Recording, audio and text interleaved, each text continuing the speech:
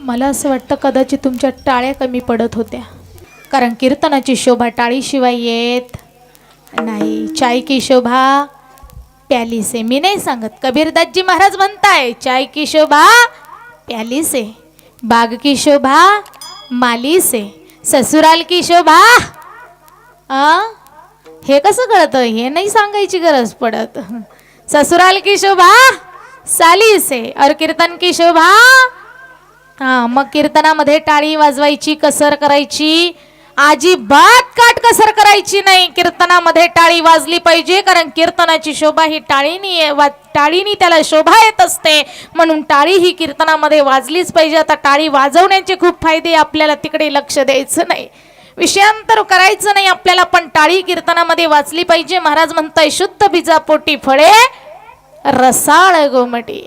आता बघा, मी मगाशिकच सांगितलं, शुद्ध बीज म्हणजे कोण आहे? बाप. आणि योग्य मशागत केलेली जमीन म्हणजे कोण आहे? माय.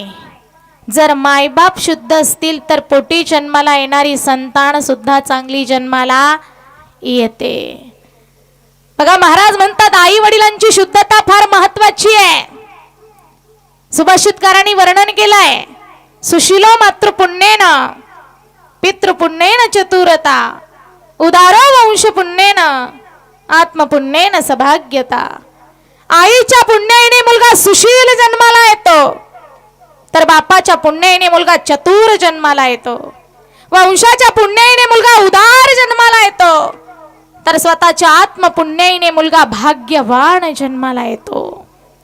याकरता आई वडिलांची पुण्याई फार महत्वाची आहे, आई वडिलांचे संस्कार फार महत्वाचे आहे. आणि विशेष करून महिला मंडळ मी तुम्हाला सांगेल, खरं तर लेकरावरती प्रथम संस्कार घालायचं काम हे आईच आहे, बरोबर ना महिला मंडळ?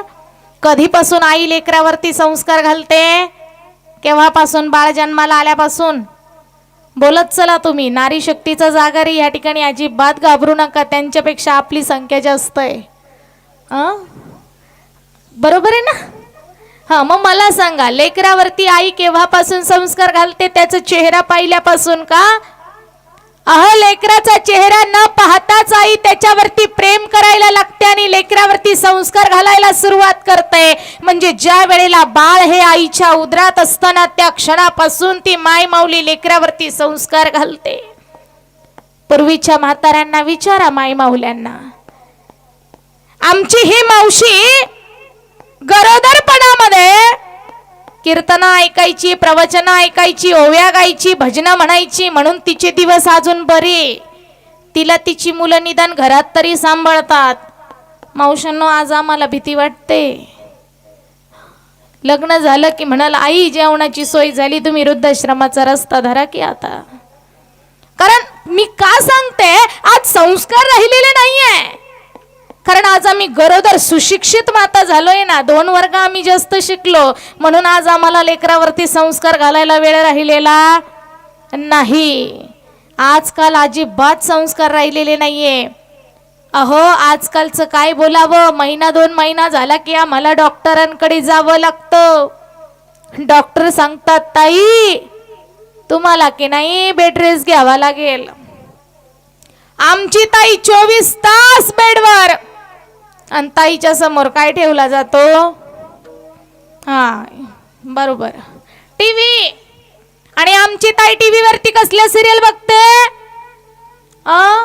बाळूमामाच्या नावानं सांग भलं, विठू माऊली, तू माझा सांगाते, असलं काही बघते का? हो नाही नाही नाही नाही नाही नाही, आम्हाला असलं काही पण नाही आवडत ताई.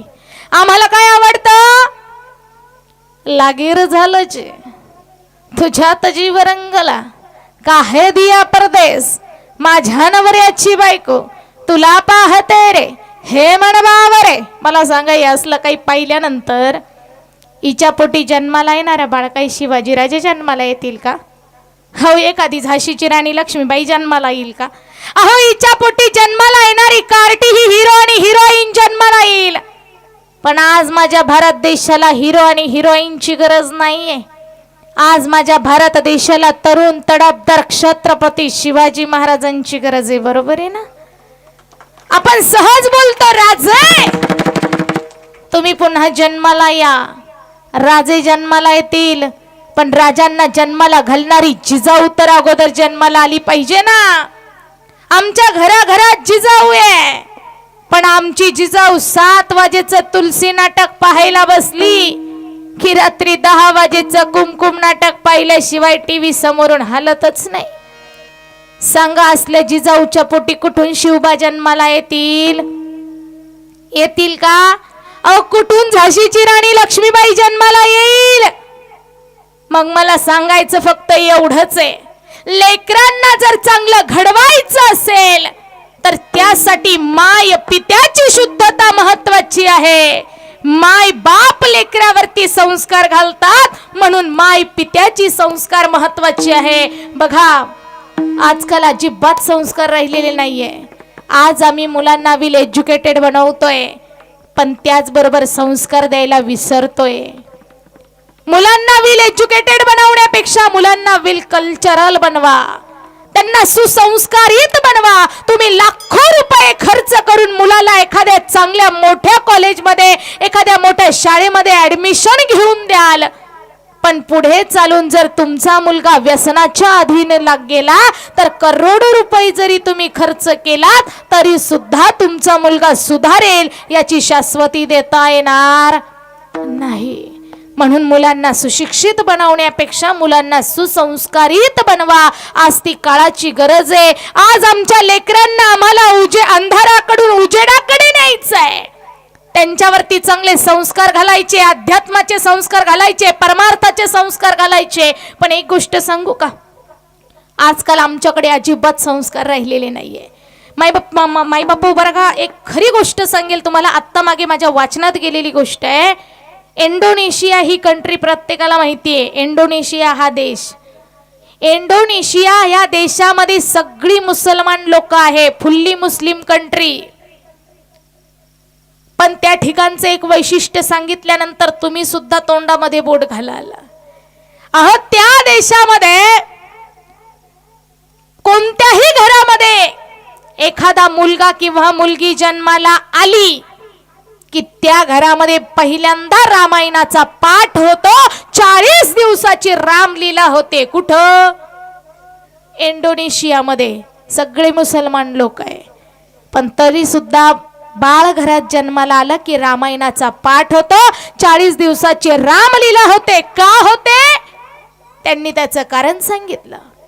आम्ही रामायणाचा पाठ घेतो कारण आमच्या घरामध्ये जन्माला आलेला मुलगा असो किंवा मुलगी असो, त्या मुलाने किंवा त्या मुलीने राम सीतेचं अनुकरण करावं, त्यांच्या पावलावरती पाऊल ठेवून चालावं, भरतासारखा भाऊ बनावं, हनुमंतासारखा सेवक बनावं, याकरता आम्ही रामायणाचा पाठ घेत असतो. त्या ठिकाणी जन्माला बाळ आल्यानंतर रामायणाचा पाठ होतो ना. आपल्याकडं काय होतं? आपल्याकडं पोरगा जन्माला आला की आपण काय म्हणतो, काय राम भाऊ पार्टी कधी देणार आहे? तिकडं रामायणाचा पाठ होतो ना, आम्ही पार्ट्या मागतो. मला एक गोष्ट अजिबात पटत नाही महिला मंडळ. काय तो केक कापणं, काय त्याच्यावर मेणबत्ती लावणं, काय ती मेणबत्ती विझवणं, काय लक्ष देऊन ऐका, मेणबत्ती विझवणं हा सगळ्यात मोठा अपशकुन आहे. मेणबत्ती म्हणजे तो दीपक आहे आणि दीपक म्हणजे भगवंताचं स्वरूप साक्षात्कार आहे. ते स्वरूप रूप आहे आणि खुशाल त्या मेणबत्तीला आम्ही विझवतो. अपशकुन आहे तो खूप मोठा. म्हणजे आम्ही आमच्या मुलांना अंधाराकडून उजेडाकडे घेऊन जाण्यापेक्षा आम्ही उजेडाकडून आमच्या मुलांना अंधाराकडे घेऊन नेतोय. हे संस्कार आपण आपल्या मुलांवरती घालतोय का?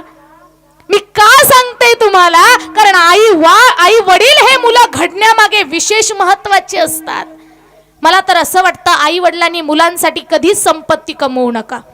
पण आम्ही अशी संपत्ती कमवतो, आपल्या डोक्यात एवढंच का माझं पोरानेही बसून खाल्लं पाहिजे, माझ्या नातानेही बसून खाल्लं पाहिजे, इतकी आम्ही संपत्ती कमवतो. एवढी आम्ही लक्ष्मी. पोराच्या वाट्याला काहीतरी सोडा ना. सगळं तुम्हीच त्याच्याकरता कमवून ठेवलं तर त्यांनी करायचं काय? त्याला काहीच करायला उरत नाही. मग मोक्कार पैसा असतो, मग तो व्यसनाच्या अधीन जातो. जी मुलं वाईट व्यसनाला लागलेली आहेत त्यांच्या मागे 50% दोषी त्यांचे मायबाप आहे. लक्षात ठेवा, लेकरांना घडवणं हे आपलं काम आहे, त्यांच्यावरती चांगले संस्कार घालणं हे आपलं काम आहे. म्हणून तर जगद्गुरु तुकोबराय म्हणताय की शुद्ध बीजा पोटी फळे रसाळ गोमटी. पुत्र जन्माला यावा, पण कसा जन्माला यावा? भागवतामध्ये पुत्राचे 4 प्रकार सांगितलेले आहे. उत्तम पुत्र, मध्यम पुत्र, अधम पुत्र आणि अधम अधम पुत्र. उत्तम पुत्र कुणाला म्हणायचं? आई बापाच्या मनामध्ये काय आहे ते ओळखून सगळी कामं करून दाखवतो, त्याला म्हणायचं उत्तम पुत्र. दुसरा आहे मध्यम पुत्र. आई बापाने सांगितलेली कामं करतो काय, पण त्याला ते ओळखता येत नाही. सांगितलेली कामं करतो, खुशीने करतो, आनंदाने करतो, त्याला म्हणायचं मध्यम पुत्र. तिसरा आहे अधम पुत्र. आई बापाने सांगितलेली कामं करतो, पण अगदी नाईलाजाने ना खुशीने कंटाळा येऊन करायचं म्हणून केलं. आणि चौथा वर्ग असा आहे अधम अधम पुत्र. आई बापाने कितीही कामं सांगितली तरी सुद्धा आई बापाचं काही एक ऐकायचं. तुकोबराय अशा पुत्रांना पुत्र म्हणतच नाही. पोटी जन्मती रोग तरी का म्हणावे आप्तवर्ग. पुत्र जन्माला यावा असं जर वाटत असेल तर कसा पुत्र जन्माला आला पाहिजे? त्रैलोक्यामध्ये फिरत असताना स्वतः समवेत आपल्या आई बापाचीही कीर्ती वाढवेल असा पुत्र जन्माला यायला हवा. नवे नवे त्रैलोक्यामध्ये झेंडा फडकवील असा पुत्र.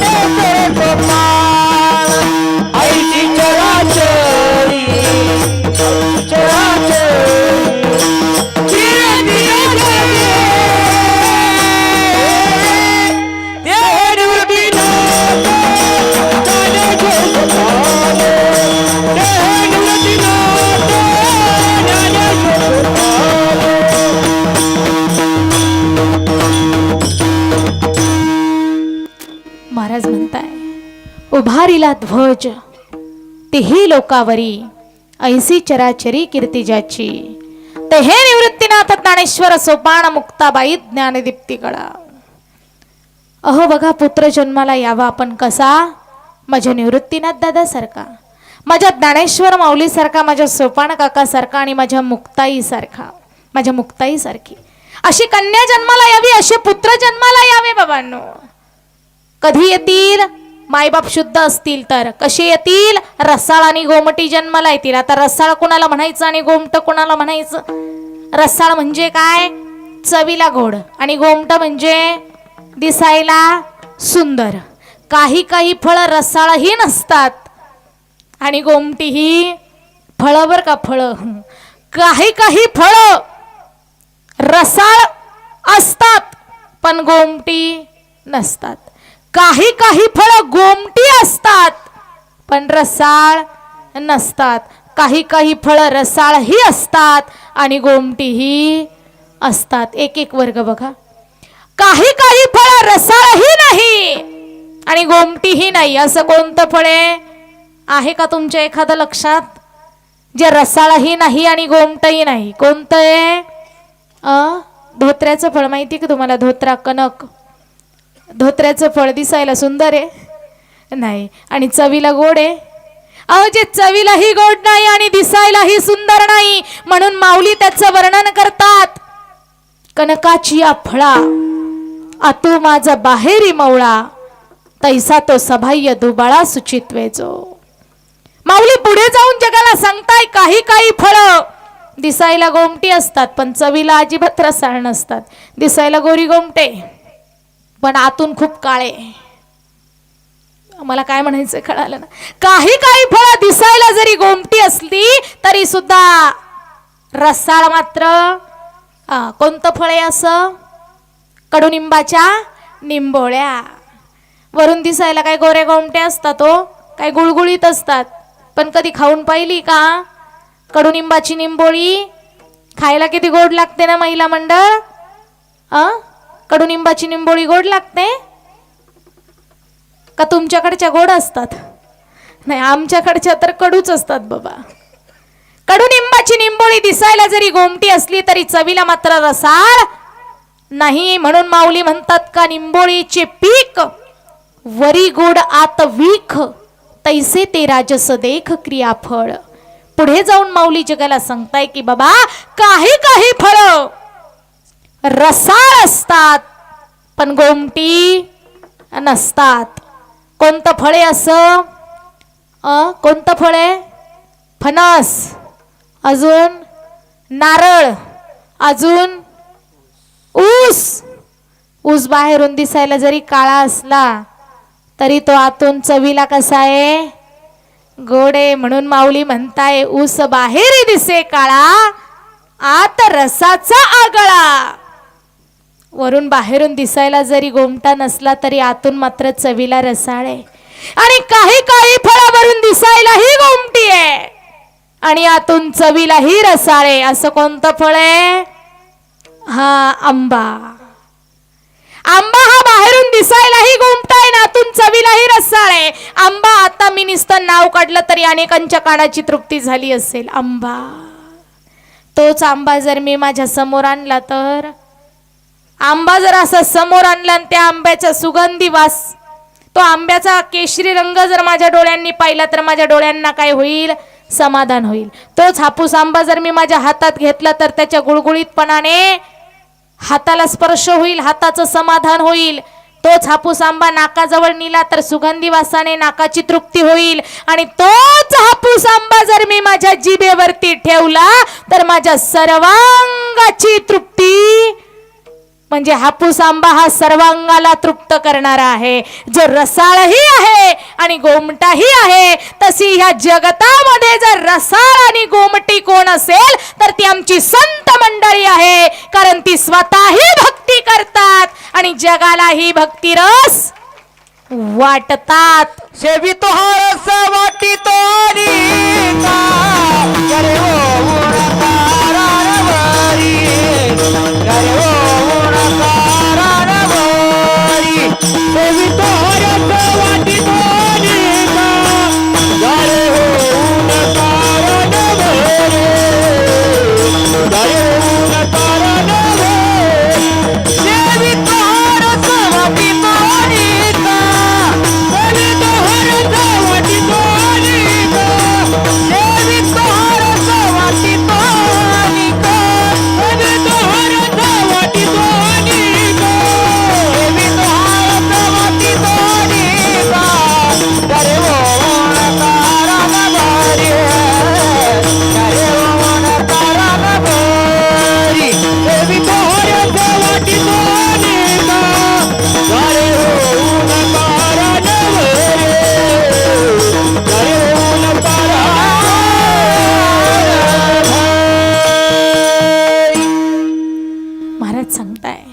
सेवितो हा रस वाटितो अनिक. म्हणजे ते स्वतःही भक्ती करतात आणि जगालाही भक्ती रस वाटतात. कोण?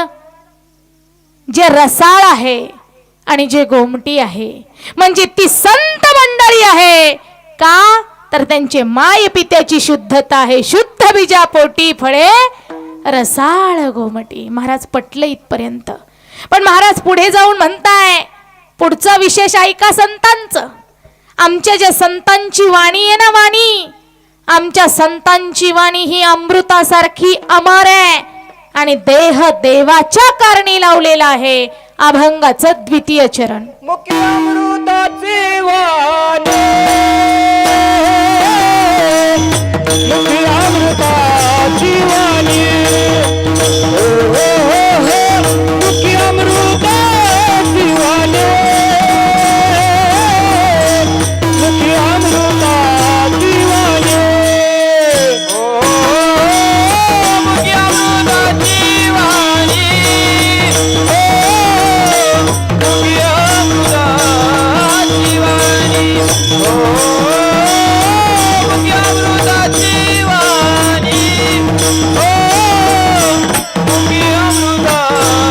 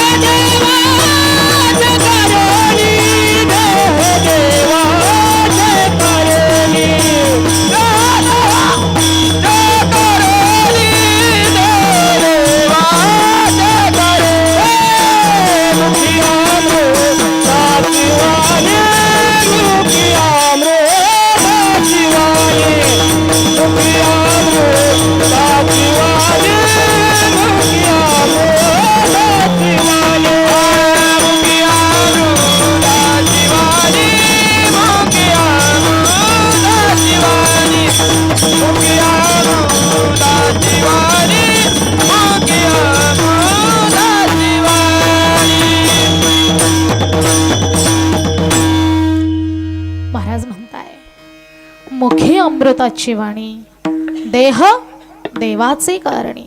संतांची जी वाणी आहे ना, ही संतांची वाणी ही अमृतासारखी अमर आहे. माऊली स्वतः म्हणतात, माझा मराठाची बोलू कौतुके परी अमृता तेही पैजा जिंके ऐसे अक्षरे रसिके मेळवीन. पुढे जाऊन माऊली जगाला सांगताय, तैसे साच आणि मवाळ मीतले आणि रसाळ शब्द जैसे कल्लोळ अमृताचे. संतांची वाणी ही अमृतासारखी अमर आहे. आता अमृतासारखी वाणी अमर कधी होईल? ज्या वेळेला आपली ही वाणी जर अमृतासारखी करायची असेल तर त्यासाठी आपल्या मुखाने आपल्या वाणीने देवाचं नामचिंतन ज्या वेळेला करेल आपली वाणी, त्याच वेळेला आपली वाणी काय होईल? अमृतासारखी होईल. वाणीने देवाचं नामस्मरण केलं पाहिजे, तेव्हाच आपली वाणी पवित्र होत असते, वाणी शुद्ध होत असते. वाणीला पवित्र करायचं असेल तर देवाचं नामचिंतन करा. मी नेहमी सांगत असते बाबांनो, देवाचं नामस्मरण करा. देवाच्या नामस्मरणाचा फायदा खूप मोठा आहे बाबांनो. काय लागतं देवाचं नामचिंतन करायला? कोणाच्या तोंडाला बिल येतं का? मला सांगा, देवाचं नाव घेतलं आणि म्हणून माझ्या तोंडाला बिल आलं? नाही, बिल तर येत नाही. पण तरी सुद्धा आमच्या मुखाला देवाचं नाव येत नाही. एक गोष्ट सांगू का, देवाच्या नामस्मरणाचा फायदा खूप मोठा आहे. आत्ता मागे माझ्या वाचनात गेलेलं पुस्तक सांगते. त्या पुस्तकाचं नाव आहे physics and chemistry of the human body. ह्या पुस्तकाची जी लेखक आहे ते परदेशातील सायंटिस्ट लोक आहे. आणि त्यामधल्या एका सायंटिस्टचं एक म्हणणं आहे, त्याने नामस्मरणाचं महत्त्व सांगितलेलं आहे. त्याचं म्हणणं आहे, तुम्हाला जी जागा आवडेल त्या जागेवरती बसा. तुम्हाला ज्या देवाचं नाव आवडेल त्या देवाचं नाव घ्या. मनामध्ये कुठल्याही प्रकारचा विचार येऊ न देता शुद्ध अंतःकरणापासून फक्त आणि फक्त त्या देवाचं नाव घ्या. किती मिनिटं? फक्त दिवसातले 5 मिनिटं. त्याने पटवून सांगितलेलं आहे. आपल्या शरीरामध्ये जे रक्त असतं, ह्युमन बॉडीमध्ये जे ब्लड आहे, त्या रक्तामध्ये अनेक पेशी आहे. अनेक पेशींचं मिळून आपलं हे शरीर तयार झालेलं आहे. आणि त्या रक्तामध्ये एक घटक असतो, चयापचय नावाचा घटक आहे. त्याला इंग्लिशमध्ये बॉडी मेटाबॉलिझम असं म्हटलं जातं. त्या चयापचयामध्ये अनेक पेशी नव्याने जन्माला येतात. अनेक पेशी झीज होत असते, म्हणजे मरत असतात. अनेक पेशींची भर होते, अनेक पेशींची झीजही होत असते. म्हणजे एका सेकंदाला 30 लक्ष पेशी नव्याने जन्माला येतात आणि एका सेकंदाला 30 लक्ष पेशी मरतात. त्याचं म्हणणं आहे, एका सेकंदाला जर 30 लक्ष पेशी जन्म घेतात तर एका मिनिटाला किती पेशी जन्माला येत असतील? किती पेशी? 18 कोटी. 18 कोटी पेशी जन्माला येतात आणि 18 कोटी पेशी मरतात. जर एका मिनिटाला 18 कोटी तर 5 मिनिटाला किती? 90 कोटी. दिवसातल्या ज्या 90 कोटी ज्या नामस्मरण आपण जेवढ्या वेळात केलेलं आहे 5 मिनिटात, त्या 5 मिनिटात नामस्मरणाने ज्या 90 कोटी पेशी जन्माला येणारे, त्या अशा 3 महिने तुम्ही 5 मिनिटं, दिवसातले 5 मिनिटं 3 महिने वेळ द्यायचा आहे. आणि त्या सायंटिस्टचं असं म्हणणं आहे, जर तुम्ही 3 महिने असं केलं तर अवघ्या 7 वर्षाने तुमच्या बॉडी मधला हाडाचा कण ना कण नूतन होणार आहे आणि तुमची बॉडी ही भक्कम होणार आहे. अगदी लहान लेकराच्या शरीरासारखं तुमचं शरीर तयार होणार आहे. कशाने? फक्त नामस्मरणाने. मग नामस्मरण करायला काही बिल येत नाही. नामस्मरणाचा फायदा सांगून जाईल तुम्हाला. 1 कोटी नामस्मरण जर आपल्या मुखाने झालं तर आपल्याला आरोग्य प्राप्ती होते. 2 कोटी नामस्मरणाने संपत्ती प्राप्त होते. 3 कोटी नामस्मरणाने यश कीर्ती प्राप्त होते. 4 कोटी नामस्मरणाने इहलोकीची सर्व सुखे प्राप्त होतात. 5 कोटी नामस्मरणाने काम क्रोधादी विकार जातात. 6 कोटी नामस्मरणाने ज्ञान प्राप्ती होते. 7 कोटी नामस्मरणाने अनुकूल अशी पती आणि पत्नी मिळतात. आता ज्यांची झालेले नाही त्यांनी एवढं फक्त 7 कोटी नामचिंतन करा, मनासारखा पती पत्नी मिळेल. ज्यांचे झालेले नाही त्यांनी किती कोटी? 7 कोटी नामस्मरण करायचं आहे. 8 कोटी नामस्मरणाने अपमृत्यू टळतो. 9 कोटी नामस्मरणाने स्वरूप साक्षात्कार होतो. 10 कोटी नामस्मरणाने प्रारब्ध कर्मनाश होते. 11 कोटी नामस्मरणाने संचित कर्मनाश होते. 12 कोटी नामस्मरणाने क्रियमान कर्म संपते. आणि 13 कोटी नामस्मरणाने ज्या देवाचं आम्ही नामस्मरण केलेलं आहे तो साक्षात भगवान परमात्मा आपल्याला भेटण्याकरता आपल्याकडे येत असतो. रामदास स्वामींनी 13 कोटी नामचिंतन केलं, नामस्मरण केलं, तर साक्षात प्रभू रामचंद्र त्यांना भेटण्याकरता त्यांच्याकडे आले. आणि जो कोणी 13 कोटीच्या पुढे नामस्मरण करतो, साक्षात भगवान परमात्मा कायम स्वरूपी त्याचं संरक्षण करण्याकरता त्याच्या मागे आणि पुढे उभा असतो. महाराज म्हणतात, मागे पुढे उभा राहे सांभाळीत, आलिया आघात निवाराया.